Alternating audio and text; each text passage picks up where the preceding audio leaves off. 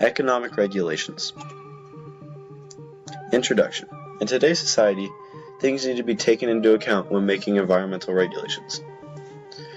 Economic interest as well as protection of the environment itself needs to be taken into account to make sure the best regulations are put in place.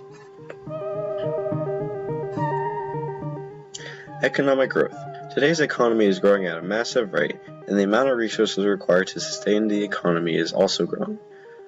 Noah Levitt's article, Balancing Economic Growth with Environmental Protection, says, how can a country grow its economy while protecting the environment? He further goes on to state that the emerging markets are in need of natural resources. These growing markets can't protect their own environment while trying to further their economic growth.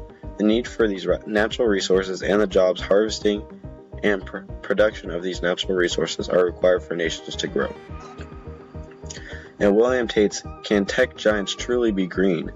Tech states that tech giants are starting to make sure that they are making the best choices for their facilities and are taking precautions to make sure to protect the environment around them and prove that growth can be clean.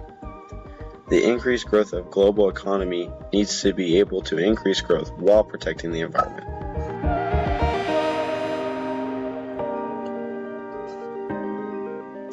International health. The health of the world and its people are also in need of environmental regulations to make sure we have clean air to breathe. The U.S. GOP shows the increase in air pollution in the 1970s and how Congress took measures to make sure air quality is better. The deforestation around the world is also impacting air quality as well as the global warming. The need for foresting regulations is very evident from the research from the GOP. In Noah Levitt's article, Noah gives examples to help the air quality in the developing nations. He states that these countries are switching throughout the energy industry to make sure that the emissions are not too great. Air quality is key for the health of us as humans and as well as the earth. Conclusion. Economic and health factors must be considered when making environmental regulations.